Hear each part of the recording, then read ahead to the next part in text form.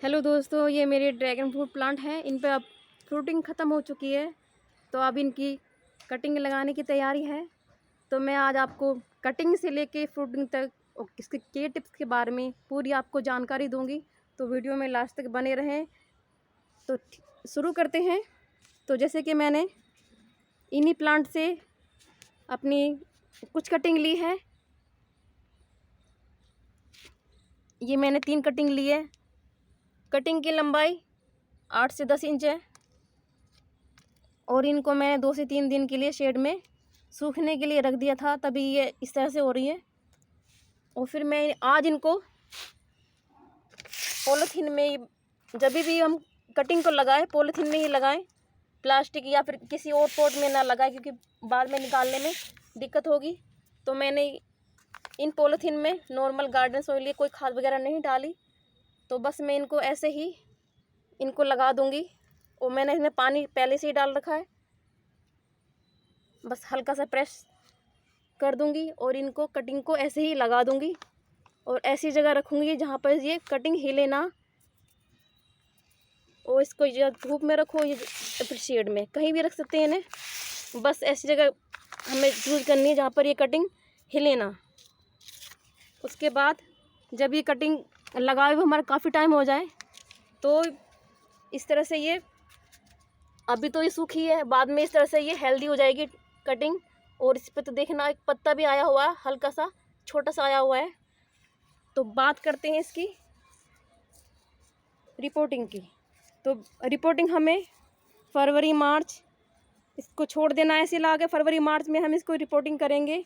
तो हमें इसके लिए गमला चूज़ करना है। गमला हमें किस तरह का लेना है जिससे कि ये 8 से 10 साल तक प्लांट टिका रहे, क्योंकि हम इस प्लांट को बार बार रिपोर्ट नहीं करेंगे। तो मेरी राय में ये बोतल सबसे मजबूत है। इसमें 1 से 2 कटिंग लगा सकते हैं, या फिर इस तरह से ये काले रंग की प्लास्टिक, ये कैन वगैरह होती है, इसकी प्लास्टिक बहुत मजबूत होती है। और तीसरी वाले ये ड्राम होता है, ये 50 लीटर का ड्राम है, इसमें भी 3 से 4 कटिंग लगा सकते हैं। और इस ड्राम में भी लगा सकते हैं, लेकिन जगह जिसके पास ज़्यादा होगी ड्राम तो वही यूज़ करेगा। हमारे पास इतनी जगह नहीं होती, तो हम छोटी पॉट का इस्तेमाल करेंगे। उसमें आराम से 2 कटिंग या फिर बड़े में 3 कटिंग आराम से लगा सकते हैं। तो इसकी पोटिंग मिक्स के बारे में बात करते हैं। तो पोटिंग मिक्स हमें चाहिए 25% मैंने नॉर्मल गार्डन सॉइल लिए और 25% मैंने रेत, बालू रेत, और इसका डबल काव डंग, गोबर की सड़ी खाद या फिर केचुआ खाद भी ले सकते हैं। और इसके चौथा मैंने ये नीम खली ली है। नीम खली एक पॉट में 2 से 3 मुट्ठी डाल सकते हैं। और पोटिंग मिक्स का रेशो यही रहेगा, 25% मिट्टी, 25% रेत और 50% खाद। पॉट चाहे कितना भी बड़ा हो, हमें रेशो यही लेना है। तो इसके लिए फिर हमें सपोर्ट की ज़रूरत पड़ेगी। जैसे कि आप देख रहे हैं, मैंने इसमें सपोर्ट लगाई हुई है। सपोर्ट के लिए कोई मजबूत लकड़ी का इस्तेमाल करें बीच में, तो बीच में एक लकड़ी लगाएं। फिर हम कटिंग को लगा देते हैं। जिससे मैं आपको दिखाती हूँ कटिंग मैंने किस तरह से लगाई हुई है। ये मैंने कटिंग लगाई हुई है। ये सब तो जो मैंने टूट जाती हैं, ये ऊपर से कटिंग होती है, वो लगाई हुई है। सिर्फ मैंने इसमें 2 से 3 कटिंग लगाई हुई हैं। और कटिंग को हमें सीधे ही चलने देना है। और ऊपर जाके जहाँ मैंने इसकी ये 5 फीट की हाइट का सपोर्ट है, ऊपर से मैंने इसे काट दिया है। और काटने के बाद भी इसमें से ब्रांच निकली हुई है। और ब्रांच इसमें मल्टीप्लाई होती रहती है इस तरह से। बस हमें मजबूती का और इसके गमलों का खासकर ध्यान रखना पड़ता है, क्योंकि ये प्लांट बार बार रिपोर्ट नहीं करा जाता, सिर्फ एक ही बार लगाया जाता है। तो नीचे हमें इसमें होल करने हैं गमले में पहले, तो फिर बाद में सपोर्ट, फिर प्लांट लगा देने और किसी रस्सी से इसे बांध देना है।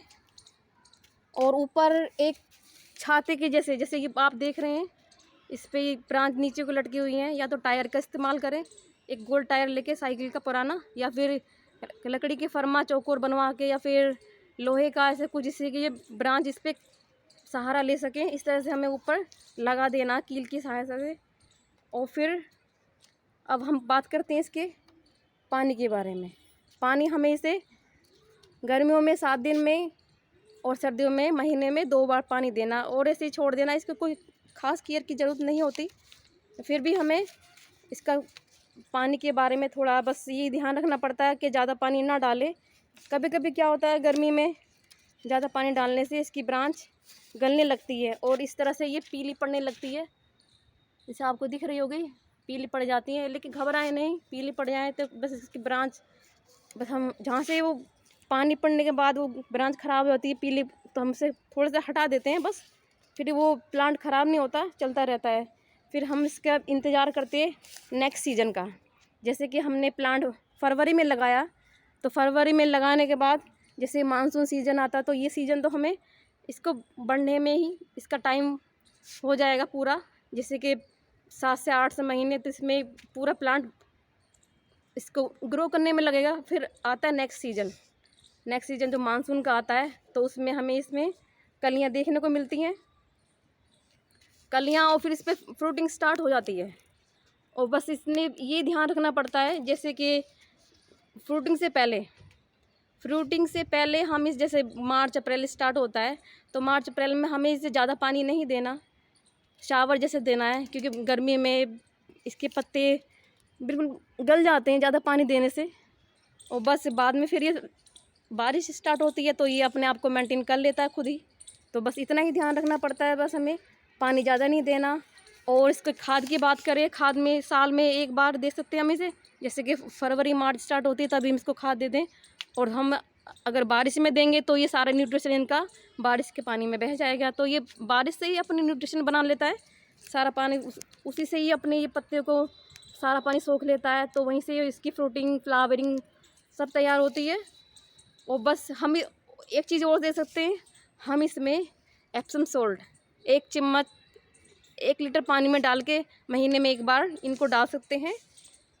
बस इतना ही करना है, और बाद में हम इसकी फ्रूटिंग का मज़ा ले सकते हैं। तो मेरी ये आपको वीडियो कैसी लगी कमेंट करके ज़रूर बताइए। तो मेरी वीडियो देखने के लिए धन्यवाद।